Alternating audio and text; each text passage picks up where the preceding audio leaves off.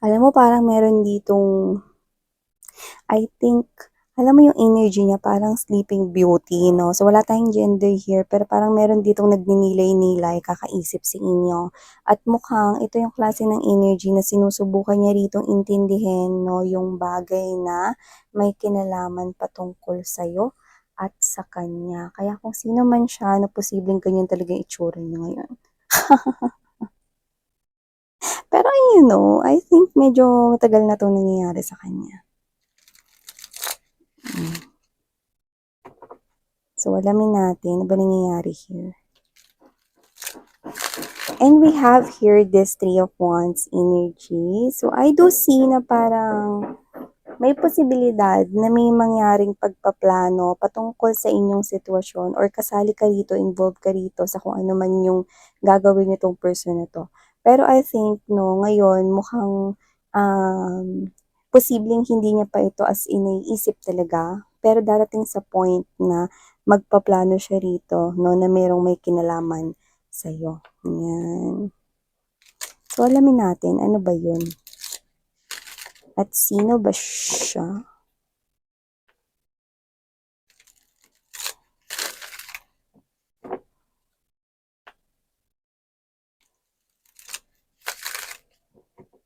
Okay, let's go ahead and check other infos.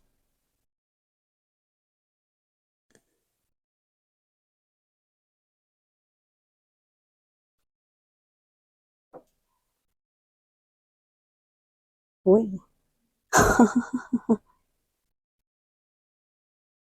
nandito si Boy Gising. Ano? Kita mo guys? Yan. So in short, meron ritong nagigising na literal, no? And I think this is someone here, no, na nagigising siya, no, sa inyong connection na dalawa. So kung sino man tong kadil mo or kumokonek sa inyo dito sa reading na ito, meron siya ritong um, awakening na nangyayari sa kanya, may nare-realize siya rito, no? Pero this feels like na hindi mo to ex. Like, this is a new energy here who wants to connect to you. This is a new energy. This is someone here na hindi mo pa nakaka-in relationship. Yes. Uy, and this person here feels that fireworks in his or her tummy. No, hindi lang butterflies in the stomach, no, kundi fireworks. So, ibig sabihin mga babes, no, talagang nagpuputukan, no, ang kaligayahan nitong person na to, no. Kapag ka nandyan ka, no, when you're around, lalo na kapag nakikita ka niya, iba no? Iba yung dating mo. Like, this person here loves your presence because this person here is almost giving me this energy no umpisa pa lamang no ng paglalatag natin dito mga babes, no? Binibigay niya na agad yung mensahe na this person here feels a lot of fireworks in you. Yan, no? Excited siya makita ka everyday. This person here, wow, Two of Coins in reverse. We've got here the lovers. I mean, Two of Cups energy. So, dahil na-mention ko yung lovers while seeing this person here wants you guys to be lovers. Yan, no? And with the Two of Cups energy, this is what is this person wants out of this connection. We have here the Strength, the Ace of Swords, the Seven of Wands energy, the Two of Wands, Ace of Wands. Yeah. Wow. Yan, no? Dito nakikita ko, no, na kung sino man tong kumokonek sa inyo, nare-realize niya na. Pero I think, yung iba, nasa buhay niyo na to before pa lang, no? Nasa buhay niyo na siya noon pa lang, no? Pero maaaring ngayong pagpasok ng taon or bago pumasok yung taong 2024, no? Nangyari tong awakening or realization na to, no? So, nasa first quarter pa lang naman tayo, no? Ng unang first quarter ng 2024. So, ibig sabihin, marami-rami sa mga ito, no, na kahit matagal na sila sa buhay mo, pwedeng yun nga, no, with the Two of Coins, no, dati, naka-upright ito. Ibig sabihin, dahil nakuha na natin na reverse ito, hindi na siya rito nalilito, no, sa kung ano yung papel mo sa buhay niya. So kung matagal na siya sa life mo at ang papel mo before, no, ang katayuan mo sa life niya ay friend ka or kapitbahay ka or ikaw to, no, na kaibigan or whatever, iba na ngayon, no, may na-realize siya bago pumasok yung taong 2024 or pagpasok mismo ng taong 2024 or recently lang, like 2 weeks ago for others of you, like recently, nakikita ko na itong person na to, no, ay nare-realize niya rito na, ay, iba na talaga yung nararamdaman ko kay Collective. Yun! Okay? So, yun mga babes, no, bago natin pag-usapan pa ito more, no, let me just say hi and hello everyone. By the way, my name is Yan. Welcome. At sa new subscribers na tuloy po kayo rito, sa returning subscribers, maraming salamat. So, kung hindi nyo pa knows na meron tayong new channel ang Dalnim, so taglish tayo dyan, kagaya dito. So, ang link niya ay nasa description box, collective readings, kahit ano pang zodiac sign mo.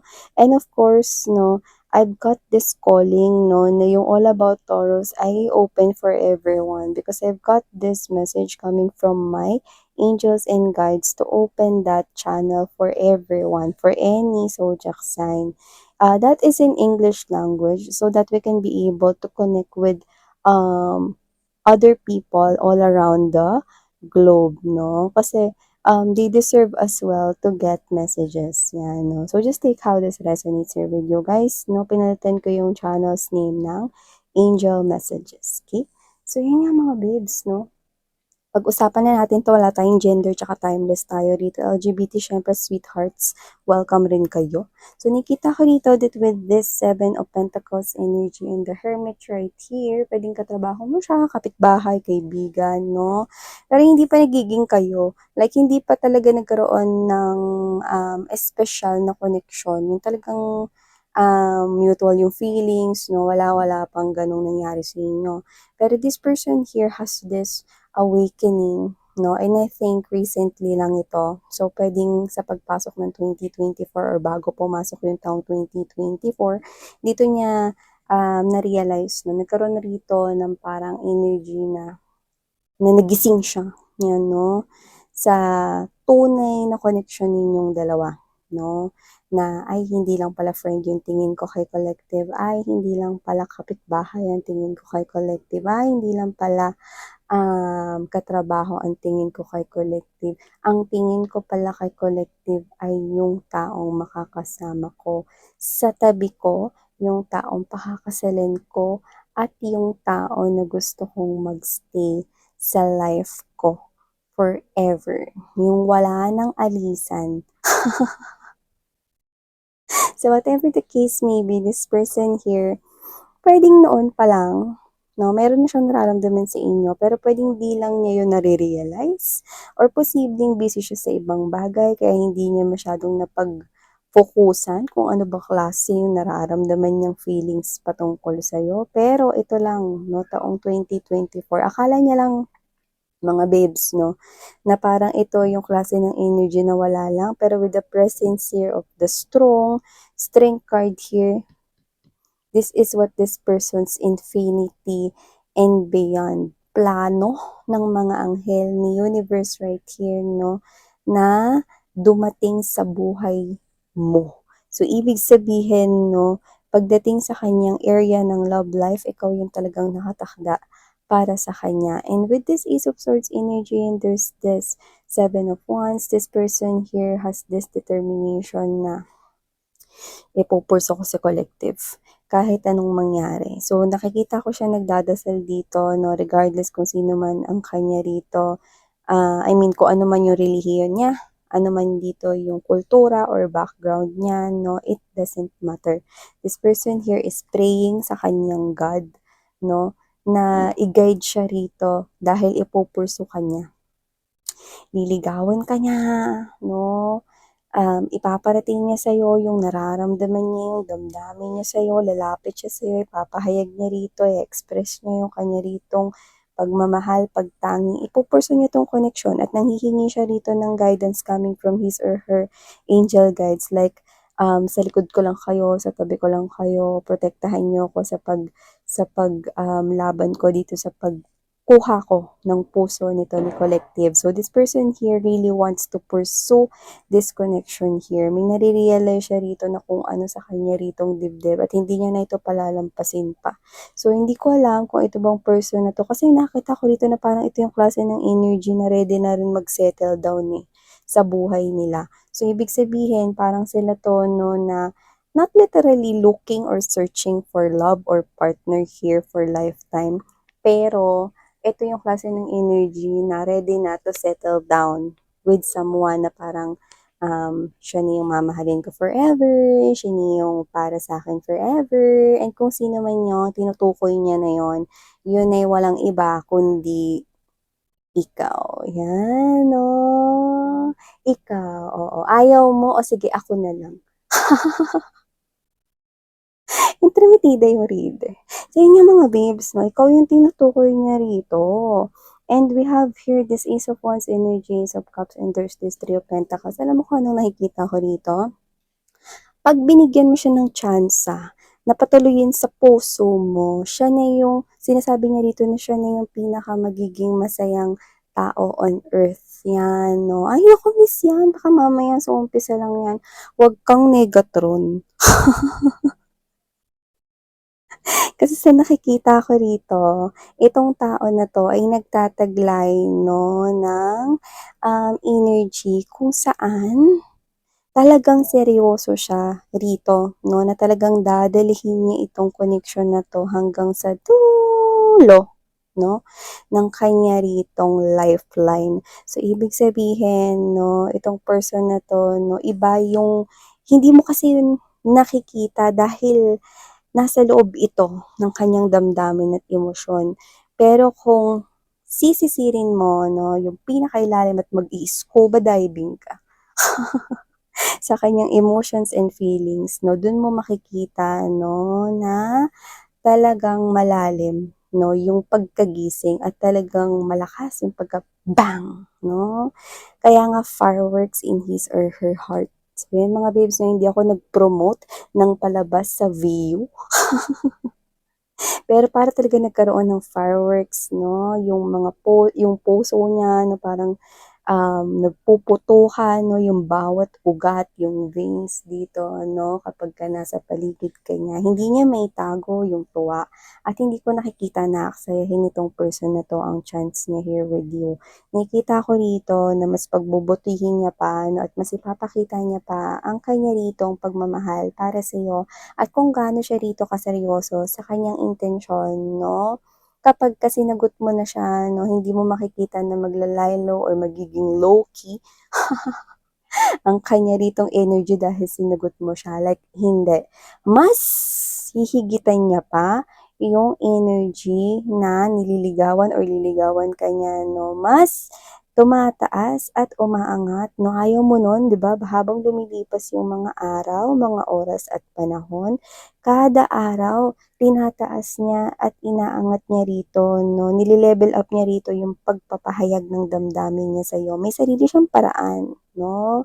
Itong person na to, may sarili siyang paraan upang ipakita at iparamdam sa'yo ang pagiging niya ritong sweet and romantic, no? So, this person can definitely exceed your expectations. Kaya huwag kang maging negatron sa kanya kasi I guarantee you that this person here is someone na talagang higit pa, no? Sa ine-expect mo sa isang partner in life. So, kung reading mo ito mga babes na pang hinihintay mo, i-claim mo na ito mga babes na sa mga singles dyan. Syempre naman, no, meron rin dito mga energies ninyo. So, kung hindi pa ito nangyayari sa inyo, ito ay expect mo na dahil ito ay magaganap at ito ay mangyayari sa iyo. So, meron rito ang nagigising sa tunay na koneksyon ninyong dalawa at hindi niya rito palalampasin ang oportunidad no na mapaibig ka. At kung bibigyan mo siya ng pagkakataon, siya raw ang pinaka magiging masayang nilalang sa earth. Taray! No? So, wow! Claim these beautiful messages from here, collective, dahil This is really the love na alam kong gustong-gusto mo, no? Yung araw-araw hihigitan niya pa no, kung ano yung pagpaparamdam niya ng love for you yesterday, mas higit pa today. At kung paano niya ginawa yung love today, bukas mas higit pa, no? Tomorrow and sa mga susunod pa na lifetimes with you. So, thank you so much and sarang hail, love, and light. Annyeong.